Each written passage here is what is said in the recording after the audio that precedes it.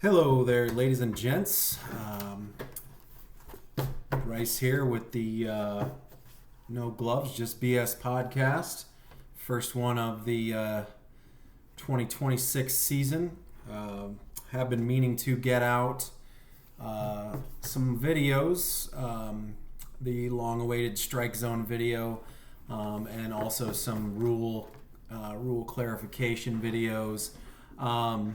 Just got busy. Haven't been able to pump out any content as of yet, but we're here for the 2026 Joe Court Clincher Classic preview and breakdown. Gonna try to hopefully get the strike zone video. I want to get some live videos and pictures for that video. Hoping to do that Saturday. Have to ump on Friday, and then I'll be out at the Diamonds all day Saturday, and then probably have to ump on Sunday. So, not Saturday. I'm hoping to get that done so I can get that strike zone video out. If any of you pitchers or players or anything have questions, or I can give you the quick breakdown while we're out at the Diamonds. I mean, it's obviously not.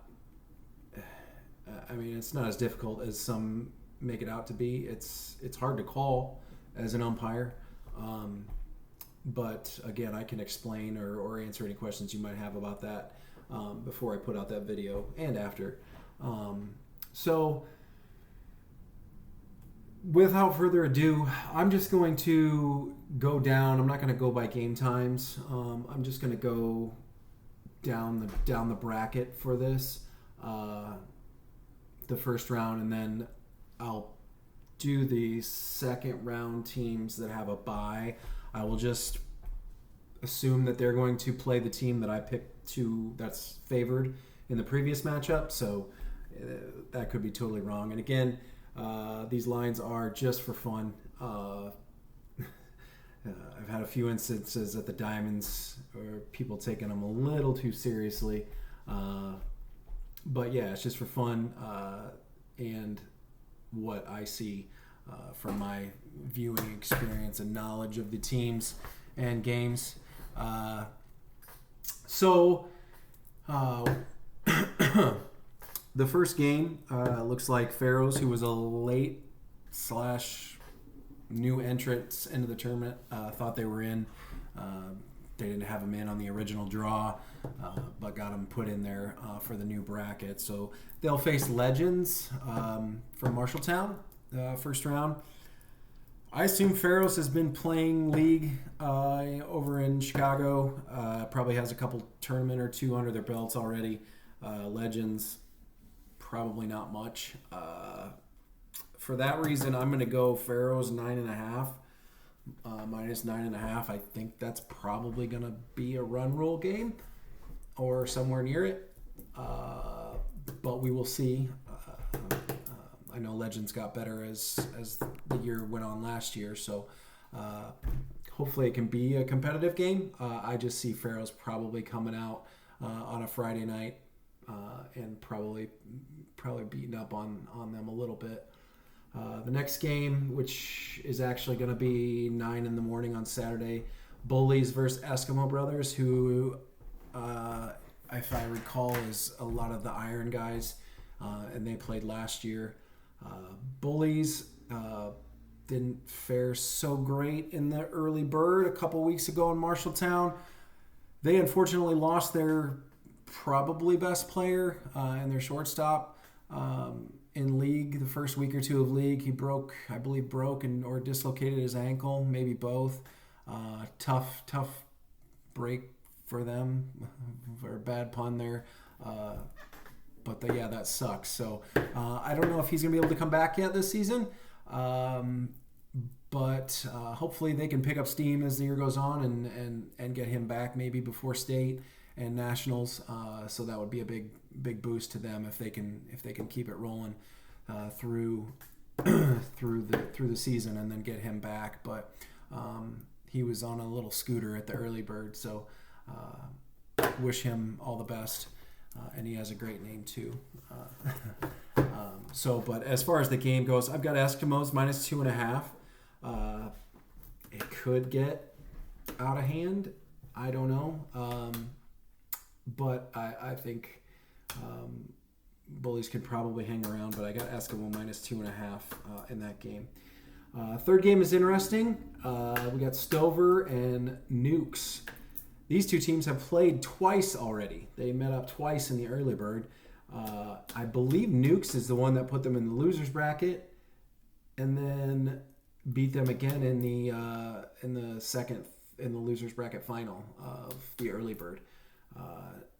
Nukes is a lot of 14-inch guys, I believe. Some of them old Meskwaki kids, and they also their shortstop or / middleman. I can't remember if he was playing short or middle. I think middle, maybe. Yeah, middle. Grant Grimmett. He was one of the best 12-inch players in Iowa for probably 7-8-ish years. Played on a lot of the best teams. Just a real good infielder. Great hands. Hasn't quite figured out the hitting part of it yet. But if he keeps playing, he will, because he's very talented. So, and Nukes ended up getting second in the early bird, which surprised a lot of people. They played very well. They play solid defense. They got a lot of good players. Caleb Davenport was playing center field for him. All that being said, Stover, it's hard to beat a team three times. And Stover will have a guy or two. Stover was missing a guy or two at the early bird. I haven't talked to anyone from Stover as far as who they will or will not have this weekend. They usually are missing some guys, but maybe they've got a full roster this weekend. I don't know. They do obviously always have an advantage by having one of the best players in the game, Zach Coppola, in left field. So I'm going to give the nod here to Stover minus 2.5. I'm guessing it'll be a real close game. If Stover's full strength, I do see them probably pulling it out, though. So we'll see. Next game, we've got NXT and Westside. Levi Usher will not be playing with Shucks this weekend. He will be playing with his buddies from Cedar Rapids on Westside. His dad, Matt, Hall of Famer, is the coach, one of the coaches for that squad as well. NXT, young team from Cedar Rapids. Keeps getting better all the time. Little Cedar Rapids rivalry there. Probably going to go Westside here, though. Minus 5.5. Levi Usher, kind of the same thing with Stover and Zach Coppola. I mean, on that team, Levi is going to be, on any team he plays on, Levi is probably the best player all around player on the field at any given time. So I'm going to go Westside minus 5.5 on that one. Last game on that line, Ricks and Coors Light. I'm going to go with Ricks there, minus 4.5. Ricks also didn't play all that great at the early bird, but again, it's an early bird for a reason. And Coors Light, Ricks, obviously has a track record of some good finishes and some good tournaments. Kind of burst on the scene there last season and the season before, and just they're a fun team to watch and got a lot of talent. So I'm going to go Ricks minus 4.5 there. So then we move on to the second line. I'll do the non-buy games first. We got Team Jagoff and F-Town. F-Town also didn't play well at the early bird. And Jagoff's, it's an early morning game. I'm sure the Chicago boys will probably get after it Friday night, but they always get after it, so I don't know if that's going to affect them that much. I'm sure F-Town's going to come out fired up. Just based on paper, I'm probably going to go Jagoffs minus 5.5. But would not surprise me to see F-Town cover that spread easily, or even pull off a W there. So hopefully that's a really good game to start off the tournament. Looks like that's the 9 a.m. game on Saturday on the Center Diamond. So be a good one to wake up and watch if you're not too if you're not struggling too bad from the night before. Then the next game, got Punch and Wasted Grain. Punch played pretty well at the early bird. Wasted Grain, I don't know if Carroll's played any tournaments yet, or if their leagues have started. I'm sure they have. But I'm going to go with Punch here. They're just the more talented team, and they've got a tournament under their belts already and a few weeks of league. So I'm going to go Punch minus 3.5 on that one. And then the last game that is a non-buy is going to be Chucks and Super Friends, which is a combination of High Y and BTA and probably a couple stragglers in there as well. Two very talented Chicago teams.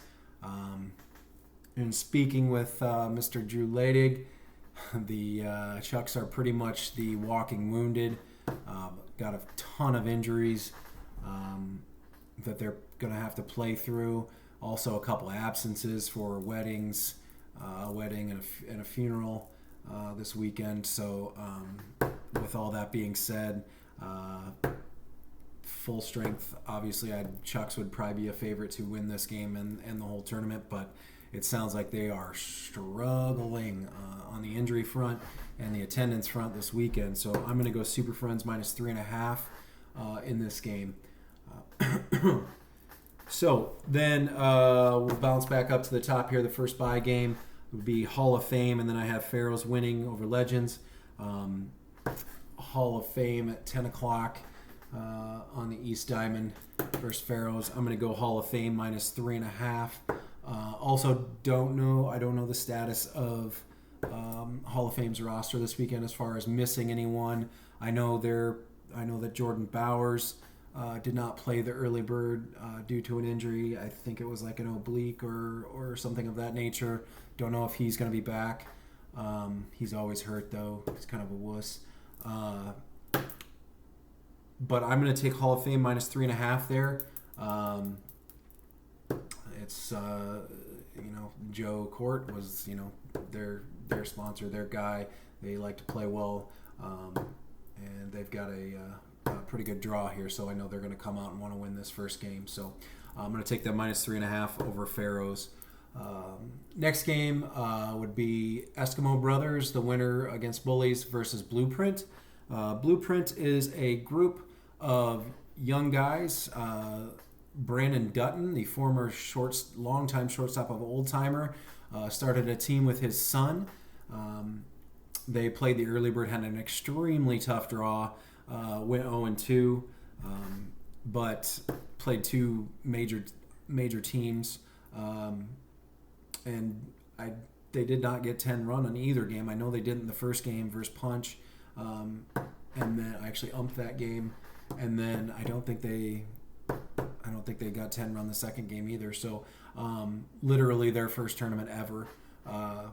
They've got a lot of young kids and one of the best players, Hall of Famer, inducted last at the last induction. Brandon Dutton is a good, if you're going to have someone teaching you the game and showing you how it's done. He's a good guy to be doing it. As to be expected, the hitting they struggled with. I mean, a lot of baseball swings, no cutting, anything like that. Everything's just kind of hard pull. Defensively, they played pretty well. That kept them in the games that I saw them, the two games that I saw them play, the defense. So if they can figure out the hitting, which is for young teams and 16-inch is always the bugaboo. You gotta it's something you've got to figure out. So I've got Eskimo minus 10.5. It probably will be a run. I would assume be a run rule game. For their sake, I hope not. I hope that they can make it competitive, but I would say that this would be the best team that they probably one of the best. They haven't gotten in any good draws. We'll say that. So, but good luck to them, and hopefully I'm off on that line. So, next game. Got Stover over Nukes into High Point Roofing. High Point Roofing, I believe, is a Carroll team that only won a game or two last season or the year before, barring some sort of pickups or whatnot. I would say Stover probably minus 7.5 on that game. Probably a pretty easy victory for them. Hopefully, High Point stays with it and continues to get better, though. Then we've got, let's see, the next game would be West Side into Sub City. Sub City kind of did what they always do. Play great defense, don't score a lot at the early bird, so nothing new there. Super worried about metal cleats.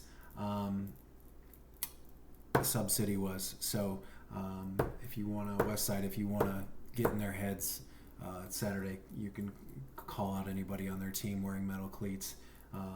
Seem to really jam them up. So, but anyways, in that game, I'm going to go West Side minus 2.5. Probably be a very low scoring game.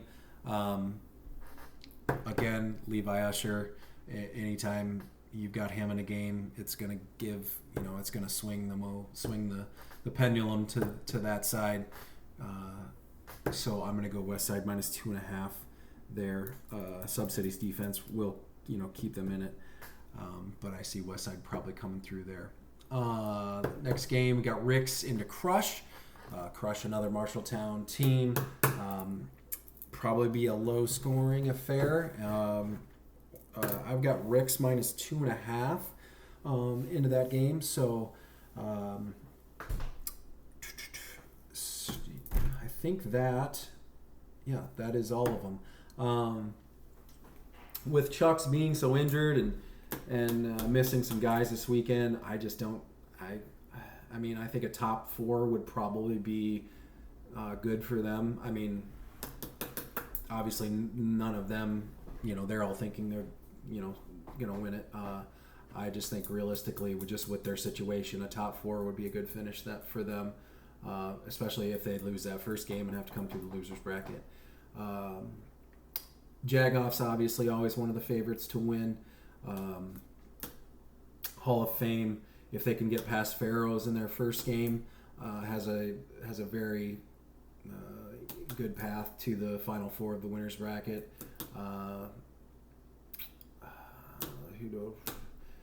Eskimo Brothers has a very good draw. If they could pull off an upset versus Hall of Fame, and make it all Chicago semifinal in the upper bracket. Let's see who else.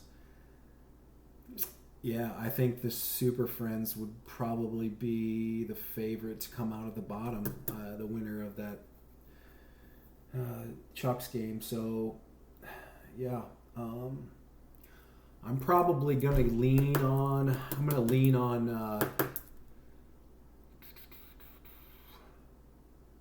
I'll probably lean on a Super Friends Hall of Fame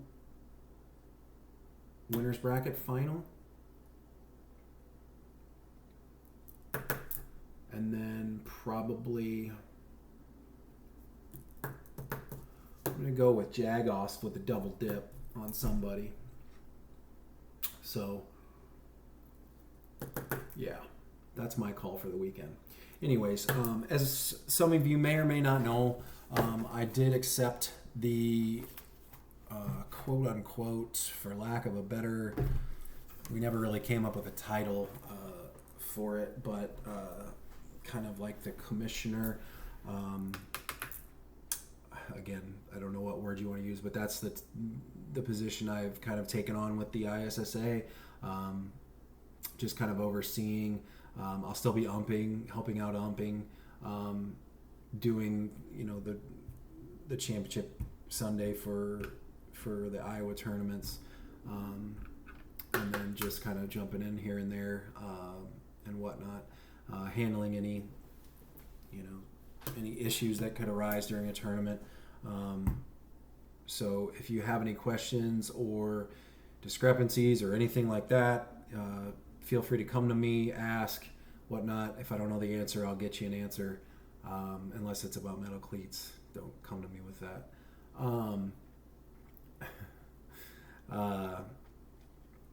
But yeah, so looking forward to this weekend. A little bit of rain late Friday night. I think the forecast will obviously change, but it looks like some late Friday night rain, and then some rain Sunday afternoon. I did suggest to the Hall of Fame guys to go ahead and play that winner's bracket final on Friday night. It looks like there was a Diamond Open Friday night or Saturday night. There's a Diamond Open and it's not too late. There's if there's a forecast for rain on Sunday, getting an undefeated team on Saturday would be helpful. Nobody likes a co-champion. But yeah, there's a Diamond Open at 8:40. You could move that game 35 or game 34 to the east or west and put that winner's bracket final on Center Diamond at 8:40 Saturday night. Would be a good idea, in my opinion. Obviously, I'm not in charge of putting the bracket together and the scheduling and whatnot. It was just something that I saw and passed along. So I don't know if they'll do that, but I think it would be a good idea. So I think that's it. Again, I'm working with Matt Schrage, Left Lane Athletics, to get a better streaming service set up for this, and all these further videos and episodes that we'll do throughout the season, and we're going to see what we can do. And like I said, on Saturday, I hope to get some video and whatnot for the Strike Zone video and have that out next week. And again, if you have any questions or just younger teams or anything, and then also some rule clarifications, videos, just cover some things that come up quite a bit, controversial things and stuff like that. So but yeah, so looking forward to this weekend. Looking forward to seeing everybody again. Some of our friends from Chicago coming over. Always good to see them. Always good to have them come over and play in our tournaments. But have a few beers at the OT with them. So I think that's it. And we'll see you guys out there this weekend. Drive safe. Be safe. And good luck to all the teams. We'll see you out there.